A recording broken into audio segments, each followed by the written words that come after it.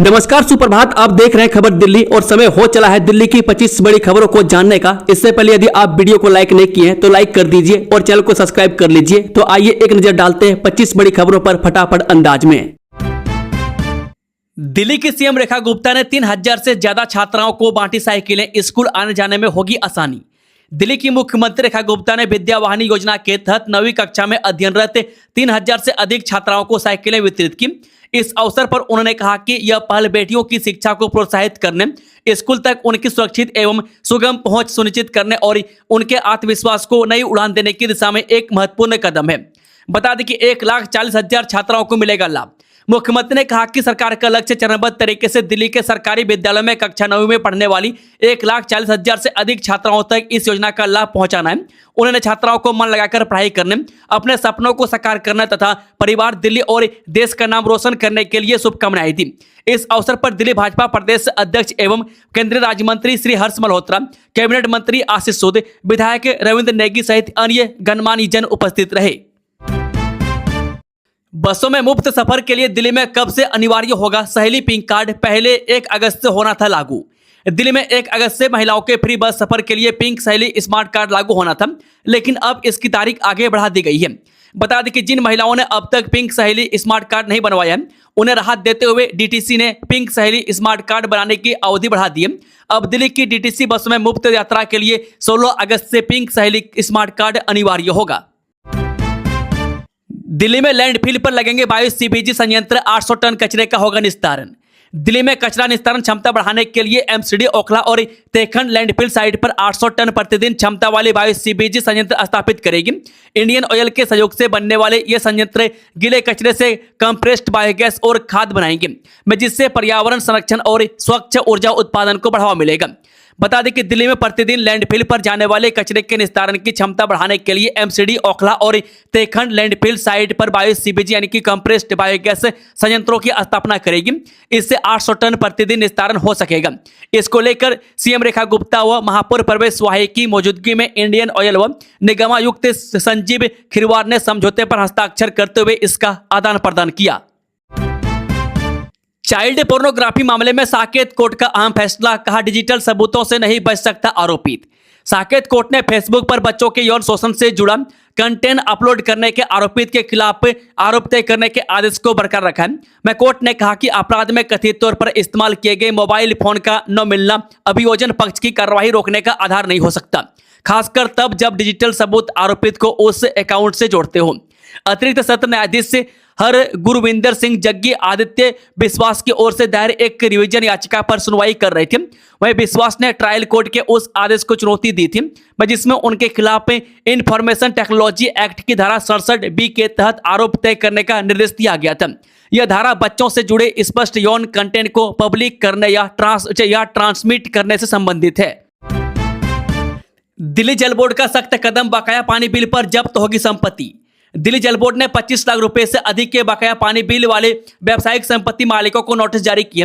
15 अगस्त तक बिल जमा न करने पर संपत्ति जब्त करने की चेतावनी दी गई है। बता दें कि पानी के बकाया बिलों की वसूली को लेकर दिल्ली जल बोर्ड यानी कि डीजेबी ने सख्त रुख अपना लिया है। जिन व्यावसायिक संपत्ति मालिकों का पानी का बिल 25 लाख रुपए से अधिक बकाया है, उन्हें जल बोर्ड ने नोटिस जारी करना शुरू कर दिया। उन्होंने बकाया बिल 15 अगस्त से पहले जमा करने को कहा गया। बिल जमा नहीं करने पर संपत्ति जब्त करने जैसी कठोर कार्रवाई हो सकती है। ओखला लैंडफिल पर कूड़े के पहाड़ की जगह लेगी हरियाली, 5 एकड़ जमीन पर एमसीडी लगा रही घास। दिल्ली के ओखला लैंडफिल पर खाली हुई 23 एकड़ जमीन को अब हरित क्षेत्र में बदला जा रहा है, जिसमें दूब घास लगाई जा रही है। मैं इसका उद्देश्य सर्दियों में धूल प्रदूषण को कम करना और लैंडफिल को साल के अंत तक पूरी तरह खत्म करना है। दिल्ली में जमीन और मकानों का होगा डिजिटल रिकॉर्ड, अगले महीने आ सकता है नया कानून। दिल्ली में प्रत्येक संपत्ति का अपना विशेष डिजिटल पहचान होगा, उससे संबंधित सभी जानकारी ऑनलाइन उपलब्ध हो सकेगी। इसके लिए दिल्ली सरकार ने दिल्ली भूमि अभिलेख विधेयक 2026 लाने का निर्णय लिया है। अगले माह के अंत तक इसके लिए विधानसभा का विशेष सत्र आयोजित करने की तैयारी है। इस फल से पूरी दिल्ली की प्रत्येक संपत्ति का वैज्ञानिक सर्वे कर उसका डिजिटल रिकॉर्ड तैयार किया जाएगा। इसके आधार पर प्रत्येक संपत्ति के लिए एक विशिष्ट पार्टी आधार कार्ड बनाया जाएगा। दिल्ली में कोकरोच जनता पार्टी विरोध प्रदर्शन के खत्म होने के बाद जाने माने सामाजिक कार्यकर्ता और शिक्षाविद सोनम वांगचुक भारतीय रेलवे से लद्दाख के लिए रवाना हुए। यात्रा के दौरान उन्होंने सोशल मीडिया पर एक वीडियो शेयर किया जिसमें उन्होंने भारत सरकार की जमकर तारीफ की। वांगचुक ने कहा, नमस्ते दोस्तों, जैसा कि मैंने आपको बताया था कि हम परसों लद्दाख के लिए निकल रहे हैं। हम ट्रेन से निकले जो मेरा सबसे पसंदीदा यातायात माध्यम है। उन्होंने दिल्ली से श्रीनगर तक हाल ही में शुरू हुई वंदे भारत ट्रेन सेवा पर अपना पहला अनुभव साझा करते हुए कहा कि यह बेहद खूबसूरत रहा। खास तौर पर चेनाब नदी पर बने विश्व के सबसे ऊंचे रेलवे पुल को देखकर उनका मन मुग्ध हो गया। अंकित शर्मा हत्याकांड के दोषी ताहिर हुसैन को कड़कड़डुमा कोर्ट ने सुनाई उम्र कैद की सजा। दिल्ली दंगों के दौरान आईबी अफसर अंकित शर्मा की हत्या के दोषी ताहिर हुसैन को दिल्ली की अदालत ने उम्र कैद की सजा सुनाई है। आईबी अधिकारी की हत्या के मामले में कड़कड़डुमा कोर्ट ने ताहिर हुसैन समेत 5 आरोपियों को उम्र कैद की सजा सुनाई है। वह कोर्ट ने 13 जुलाई 2026 को ताहिर हुसैन, नजीम, कासिम, अनस और जावेद को दोषी करार दिया था। एडिशनल सेशंस जज प्रवीण सिंह ने यह आदेश दिया। कोर्ट ने दिल्ली पुलिस के उस दलील को खारिज कर दिया कि दोषियों को फांसी की सजा दी जाए। वह कोर्ट ने कहा कि दोषियों में सुधार की गुंजाइश है। कांवड़ यात्रा 2026 दिल्ली मेयर ने एमसीडी आयुक्त को लिखा पत्र, कांवड़ मार्ग पर मीट की दुकानें बंद रखने की अपील। जी हां, कांवड़ यात्रा और सावन के मद्देनजर एमसीडी मेयर प्रवेश वाही ने राजधानी दिल्ली के प्रमुख कांवड़ मार्गों पर मीट की दुकानों और रेहड़ियों को अस्थायी रूप से बंद रखने की अपील की है। उन्होंने एमसीडी आयुक्त को पत्र लिखकर अवैध मीट की दुकानों के खिलाफ आवश्यक कार्रवाई करने का अनुरोध किया है। बता दें कि मेयर ने अपने पत्र में कहा कि सावन का पवित्र महीना शुरू हो चुका है और हजारों कांवड़िए दिल्ली की विभिन्न सड़कों से होकर गुजर रहे हैं। ऐसे में कई स्थानों पर रात के समय सड़कों के किनारे कच्चे और पक्के मीट की दुकानें तथा रेहड़ियां लगाई जा रही है, जिससे श्रद्धालुओं की धार्मिक भावनाएं आहत हो सकती है और यात्रा में असुविधा पैदा होती है। दिल्ली में मेगा प्लांटेशन ड्राइव, डीडीए ने एक दिन में रोपे 1 लाख से अधिक पौधे, एलजी ने भी किया पौधारोपण। राजधानी दिल्ली में पर्यावरण संरक्षण और हरित आवरण को बढ़ाने की दिशा में शुक्रवार को एक ऐतिहासिक कदम उठाया गया। में दिल्ली विकास प्राधिकरण द्वारा दिल्ली में एक विशाल 1 दिवसीय वृक्षारोपण अभियान का आयोजन किया गया। इस महाअभियान के तहत 77 विभिन्न स्थानों पर 1 लाख से अधिक स्थानीय पेड़ और झाड़ियां लगाई गई। 2020 दिल्ली दंगा मामला, आरोपी उमर खालिद की जमानत याचिका पर दिल्ली पुलिस को नोटिस जारी। दिल्ली हाईकोर्ट ने दिल्ली दंगों की साजिश रचने के आरोपी उमर खालिद की जमानत याचिका पर सुनवाई करते हुए दिल्ली पुलिस को नोटिस जारी किया है। जस्टिस प्रतिभा सिंह की अध्यक्षता वाली बेंच ने उमर खालिद की जमानत याचिका को इस मामले के सह आरोपी शर्जील इमाम की जमानत याचिका के साथ टैग करते हुए 27 अगस्त को अगली सुनवाई करने का आदेश दिया है। इसके पहले कड़कड़डुमा कोर्ट ने 4 जुलाई को उमर खालिद और शर्जील इमाम की नई जमानत याचिकाओं को खारिज कर दिया था। एडिशनल सेशंस जज समीर वाजपेयी ने कहा था कि वो सुप्रीम कोर्ट के 5 जनवरी के आदेश का पालन करने के लिए बाध्य है। वह कड़कड़डुमा कोर्ट ने कहा था कि उमर खालिद और शर्जील इमाम की जमानत याचिकाएं ट्रायल कोर्ट में भी सुनवाई योग्य नहीं है। मिरांडा हाउस में दिव्यांग और ईडब्ल्यूएस छात्राओं के लिए बनेगा नया हॉस्टल, जानिए कब तक होगा तैयार। दिल्ली विश्वविद्यालय के मिरांडा हाउस कॉलेज में दिव्यांग और आर्थिक रूप से कमजोर वर्ग यानी कि ईडब्ल्यूएस की छात्राओं के लिए नया हॉस्टल बनाया जा रहा है। वह कॉलेज की प्राचार्य प्रोफेसर विजया लक्ष्मी नंदा ने बताया कि इस हॉस्टल के निर्माण तैयारी तेजी से चल रही है और इसे अगले वर्ष तक पूरा करने का लक्ष्य रखा गया है। हॉस्टल में करीब 80 छात्राओं के रहने की व्यवस्था होगी। इसका उद्देश्य उन छात्राओं को बेहतर, सुरक्षित और सुलभ आवास उपलब्ध कराना है जिन्हें रहने की सुविधा मिलने में सबसे अधिक कठिनाई होती है। इस परियोजना को कॉर्पोरेट सेक्टर का भी सहयोग मिल रहा है। वह प्रोफेसर विजया लक्ष्मी नंदा ने कहा कि मिरांडा हाउस हमेशा से समावेशी शिक्षा और समान अवसर देने की सोच के साथ आगे बढ़ रहा है। मैं इसी सोच के तहत यह परियोजना शुरू की गई है जिससे हर छात्रा को सुरक्षित माहौल में पढ़ाई करने का अवसर मिल सके। प्राचार्य ने बताया कि नए हॉस्टल में लगभग 80 छात्राओं के रहने की सुविधा होगी। हॉस्टल को इस तरह विकसित किया जाएगा कि दिव्यांग छात्राओं को किसी तरह की परेशानी न हो, वहीं आर्थिक रूप से कमजोर वर्ग की छात्राओं को भी कम खर्च में बेहतर आवास मिल सकेगा। मंडावली में 5 दिन से दूषित पानी की आपूर्ति, 500 परिवार खरीद रहे पेयजल। पटपड़गंज विधानसभा क्षेत्र के मंडावली स्थित गिरी मार्ग इलाके में पिछले 5 दिनों से नालों में दूषित और बदबूदार पानी आने से लोगों के सामने पेयजल का गंभीर संकट खड़ा हो गया है।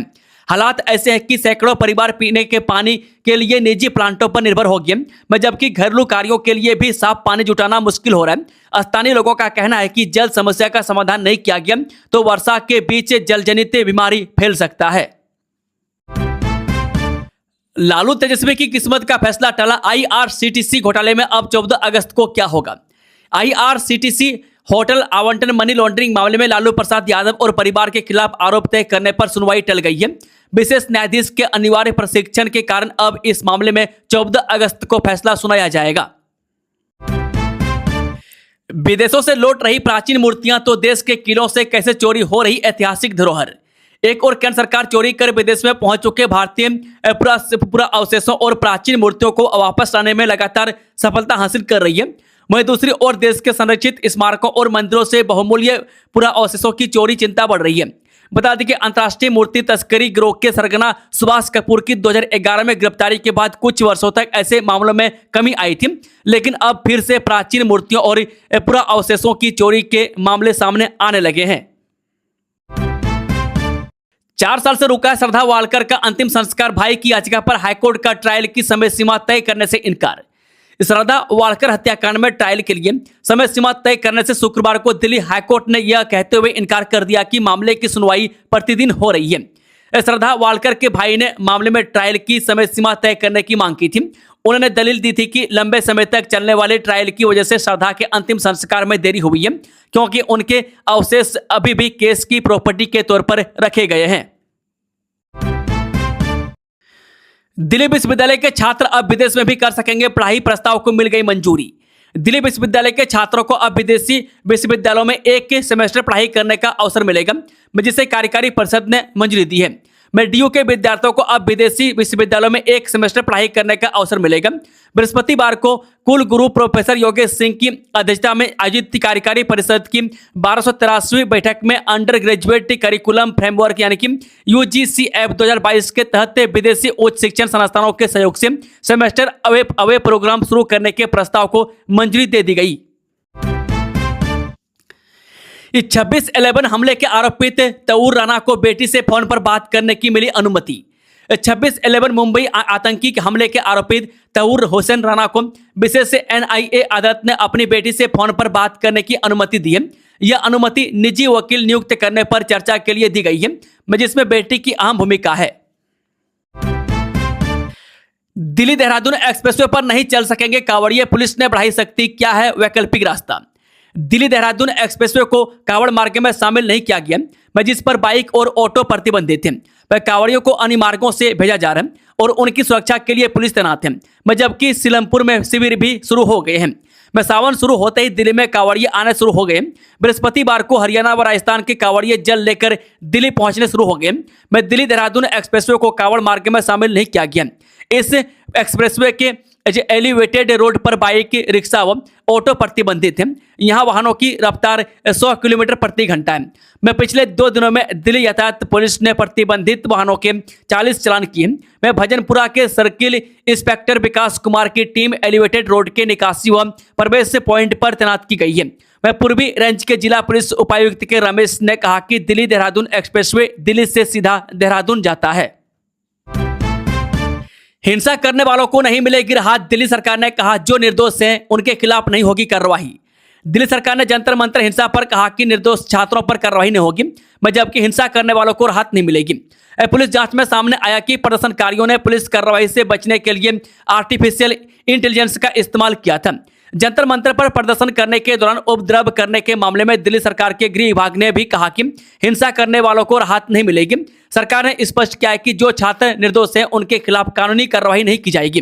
इन मामलों के संबंध में जिन्हें गिरफ्तार या हिरासत में लिया गया उनके मामलों की तुरंत समीक्षा की जाएगी और निर्दोष पाए जाने पर उनकी रिहाई की प्रक्रिया में तेजी लाई जाएगी। घरेलू विवाद में गई पत्नी की जान कैंची घोंपकर पति ने की हत्या, दिल्ली के पढ़े लिखे परिवार में हुई वारदात। दिल्ली के शाहदरा जिले के जगतपुरी इलाके में घरेलू कलह के चलते गुरुवार रात एक व्यक्ति ने अपनी पत्नी की कैंची से हमला कर निर्ममता से हत्या कर दी। वारदात को अंजाम देने के बाद आरोपी पति मौके से फरार हो गया। पुलिस ने मृतका के डॉक्टर बेटे की शिकायत पर हत्या का मामला दर्ज कर लिया और आरोपी की गिरफ्तारी के लिए कई टीमें गठित की हैं। वारदात के वक्त बेटा तैयारी के लिए लाइब्रेरी गया था, वहीं उसकी जुड़वा बहन जॉब पर गई हुई थी। ताहिर हुसैन को बचाने की कोशिश कर रहे थे अरविंद केजरीवाल, सजा मिलते ही सीएम रेखा गुप्ता ने पूछे 3 तीखे सवाल। दिल्ली की एक अदालत ने साल 2020 से दिल्ली दंगा में IB ऑफिसर अंकित शर्मा की हत्या के मामले में पूर्व आप पार्षद ताहिर हुसैन समेत 5 को उम्र कैद की सजा सुनाई है। में सजा सुनाने के बाद दोषी और उनके परिजन कोर्ट में फुट फुट कर रोने लगे। वहीं ताहिर ने कहा कि वह अब हाईकोर्ट का रुख करेगा। सजा सुनाए जाने के बाद राजनीति की बयानबाजी भी तेज हो गई है। दिल्ली की मुख्यमंत्री रेखा गुप्ता ने भी कोर्ट के फैसले का स्वागत किया है। इसके साथ ही उन्होंने आम आदमी पार्टी के राष्ट्रीय संयोजक और दिल्ली के पूर्व मुख्यमंत्री अरविंद केजरीवाल पर भी तीखा हमला बोला है। दिल्ली के जगतपुरी में महिला की गर्दन में कैंची घोंपकर निर्मम हत्या वारदात के बाद से पति फरार। पूर्वी दिल्ली के जगतपुरी थाना क्षेत्र की गगन विहार सोसाइटी में घर के अंदर गले में कैंची घोंपकर एक महिला की बेरहमी से हत्या कर दी। महिला की हत्या के बाद से पति बैग लेकर स्कूटी से फरार हो गया। फरार होते वक्त घर के बाहर लगे सीसीटीवी कैमरे में वह कैद हो गया। आशंका है पति ने ही हत्या की है। लक्ष्मी योजना की शर्तों पर कांग्रेस का हमला, महिलाओं में किया जा रहा भेदभाव। दिल्ली प्रदेश कांग्रेस कमेटी के अध्यक्ष देवेंद्र यादव ने दिल्ली सरकार की प्रस्तावित दिल्ली लक्ष्मी योजना को लेकर बीजेपी सरकार पर तीखा हमला बोला है। उन्होंने आरोप लगाया कि चुनाव के दौरान महिलाओं को हर महीने 2500 रुपये देने का वादा किया गया था, लेकिन अब योजना में ऐसी शर्तें जोड़ी गई है जिनके कारण बड़ी संख्या में जरूरतमंद महिलाएं इसके दायरे से बाहर हो जाएंगी। देवेंद्र यादव ने कहा कि प्रधानमंत्री मोदी द्वारा दिल्ली की महिलाओं को हर महीने 2500 रुपये की आर्थिक सहायता देने की घोषणा के बावजूद सरकार को योजना लागू करने में करीब 1.5 वर्ष का समय लग गया। उनका कहना है कि योजना के क्रियान्वयन को लेकर अभी भी कई अनिश्चितताएं बनी हुई है। उन्होंने दावा किया कि दिल्ली में महिलाओं की आबादी लगभग 1,06,000 है, जबकि सरकार केवल 17 लाख महिलाओं को योजना का लाभ देने की बात कर रही है, जो चुनावी वादे और वास्तविक लाभार्थियों के बीच बड़ा अंतर दर्शाता है। संसद में पुजारी बनकर भागने लगे पप्पू यादव, पकड़े जाने पर बोले सब माल हड़पियोरी। बिहार के पूर्णिया से सांसद पप्पू यादव ने संसद परिसर में आज एक प्रतीकात्मक राजनीतिक नाटक प्रस्तुत किया। यह नाटक अयोध्या में राम मंदिर के चढ़ावा चोरी को लेकर था। इसका एक वीडियो भी सामने आया है, जिसमें पप्पू यादव साधु के भेष में नजर आ रहे हैं। उनके हाथ में श्री राम की एक तस्वीर है और एक दान पेटी भी है। राहुल गांधी समेत कई नेता दान पेटी में पैसा डालते नजर आ रहे हैं और फिर पप्पू यादव दान पेटी को लेकर भागते नजर जाए। इसके बाद अन्य नेताओं ने उन्हें चोर चोर कहकर चिल्लाना शुरू कर दिया है। दिल्ली में SIR फॉर्म वापस करने में लोगों की धीमी रफ्तार, BLO हो रहे परेशान। राजधानी दिल्ली में स्पेशल इंटेंसिव रिवीजन की प्रक्रिया अंतिम चरण में है। 13 में से 10 जिलों में सरकारी आंकड़ों के अनुसार फॉर्म वितरण काम 100% पूरा हो चुका है। वहीं 3 जिलों में अभी बहुत थोड़ा सा फॉर्म वितरण का काम बाकी है। इसके पीछे कुछ लोगों के अपने एड्रेस पर उपलब्ध न होने और उनके दूसरी जगह शिफ्ट होने के कारण बताए जा रहे हैं। इसलिए इन 3 जिलों में 100% फॉर्म वितरित नहीं हुए हैं। जबकि BLO का कहना है कि लोग फॉर्म वापस करने में लापरवाही बरत रहे हैं।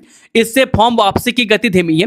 वहीं फॉर्म वापसी की बात करें तो सभी 13 जिलों में कुल 55.97% ही फॉर्म वापस आकर डिजिटाइज हुए हैं, यानी कि इतने फॉर्म की मैपिंग होकर अपलोड हुए हैं। 67.40% फॉर्म वापसी आउटर नॉर्थ जिले में हुई है, जबकि सबसे कम फॉर्म वापसी साउथ ईस्ट डिस्ट्रिक्ट में हुई है। बाकी जिलों में 42 से लेकर 65% तक फॉर्म वापसी के बाद डिजिटाइज हो चुके हैं। मिरांडा हाउस में दिव्यांग और EWS छात्राओं के लिए बनेगा नया हॉस्टल, जानिए कब तक होगा तैयार। दिल्ली विश्वविद्यालय के मिरांडा हाउस कॉलेज में दिव्यांग और आर्थिक रूप से कमजोर वर्ग यानी कि EWS की छात्राओं के लिए नया हॉस्टल बनाया जा रहा है। कॉलेज की प्राचार्य प्रोफेसर विजयलक्ष्मी नंदा ने बताया कि इस हॉस्टल के निर्माण तैयारी तेजी से चल रही है और इसे अगले वर्ष तक पूरा करने का लक्ष्य रखा गया है। हॉस्टल में करीब 80 छात्राओं के रहने की व्यवस्था होगी। इसका उद्देश्य उन छात्राओं को बेहतर सुरक्षित और सुलभ आवास उपलब्ध कराना है जिन्हें रहने की सुविधा मिलने में सबसे अधिक कठिनाई होती है। इस परियोजना को कॉरपोरेट सेक्टर का भी सहयोग मिल रहा है। दिल्ली चिड़ियाघर में चिंकारा हिरन की मौत, बड़ी लापरवाही उजागर, प्रशासन है चुप। चिड़ियाघर में मरम्मत कार्य के दौरान लापरवाही से एक चिंकारा हिरन की मौत हो गई। सीमेंट की बोरी सिंग में फंसने से उसे गंभीर चोटें आई और समय पर इलाज न मिलने के कारण उसकी जान चली गई। इंस्टाग्राम पर दोस्ती, पहली मुलाकात और खत्म हो गई सुनील की जिंदगी, दिल्ली में सनसनीखेज वारदात। जी हां, इंस्टाग्राम पर हुई दोस्ती के बाद पहली मुलाकात में सुनील की हत्या कर दी गई। दिल्ली के खिमकन सिंह पार्क में महिला मित्र पर अश्लील टिप्पणी का विरोध करने पर 5 नाबालिगों ने चाकू मारकर वारदात को अंजाम दिया। मैं 3 महीने पहले इंस्टाग्राम पर शुरू हुई दोस्ती जब पहली बार मुलाकात तक पहुंची तो किसी ने नहीं सोचा था कि इसका अंत खून खराबे से होगा। और अविवाहित सुनील अपनी महिला मित्र देवकी से मिलने भारत नगर थाना अंतर्गत खिम्मन सिंह पार्क पहुंचा था। वहां दोनों बातचीत में मशगूल थे कि तभी पहुंचे 5 नाबालिगों ने देवकी पर अश्लील टिप्पणियां करनी शुरू कर दी। सुनील ने विरोध किया तो आरोपितों ने अचानक चाकू निकाल लिया और ताबड़तोड़ हमला कर उसकी हत्या कर दी। दोस्तों, खबरों का सिलसिला यही समाप्त होता है। अगर जानकारी पसंद आई हो तो वीडियो को ज़्यादा से ज़्यादा लाइक करें और सब्सक्राइब करें। Thank you, all the best. जय हिंद, जय भारत, राधे राधे, हरे कृष्णा।